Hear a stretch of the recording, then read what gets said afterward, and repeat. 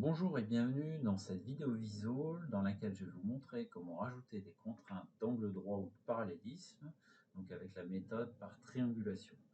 Alors, cette fonctionnalité existe également avec la méthode par levé de point 3D, mais auparavant, il faut avoir complété les mesures, donc fonctionnalité qui existe dans mesure, compléter les mesures. Donc là, je vous renvoie vers la vidéo qui existe donc dans la playlist méthode par levé de point 3D. Alors, donc j'ai chargé une pièce que j'ai relevée de manière quelconque, donc j'ai relevé son contour plus une diagonale. La pièce est correctement triangulée, j'ai des dimensions qui apparaissent en vert, plus une petite coche qui précède à gauche le nom de la pièce.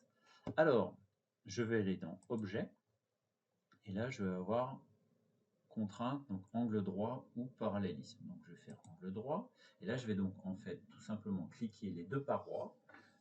Voilà, la première paroi, la seconde paroi que je souhaite avoir à 90 degrés. Donc forcément, il va me rajouter un message et je relance mon calcul à ce moment-là pour qu'il me crée mon angle droit. Donc j'ai un petit warning qui apparaît, qui me signale qu'une des dimensions, ici en l'occurrence la diagonale, a été recalculée pour me permettre d'avoir donc un angle droit ici en haut. Voilà, je fais la même opération ici par exemple, nouveau message, je fais OK, et à chaque fois, vous voyez le petit pictogramme d'angle droit qui apparaît dans les angles. Voilà. Si vous ne voulez pas avoir ce message-là, le plus simple, c'est en fait de détruire une cote. Enfin, on va prendre la diagonale, celle-ci. Voilà, je vais la supprimer. À ce moment-là, bon, ma pièce n'est plus correctement triangulée.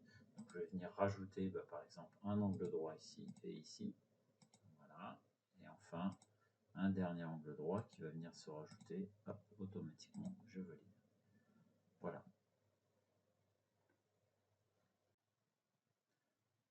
Alors vous constatez que des dimensions apparaissent en rouge ici et là, ce qui est normal puisqu'en fait pour créer ces fameux angles droits qu'on a ici dans les quatre coins, certaines dimensions ont été, certaines cotes relevées ont été en fait recalculées.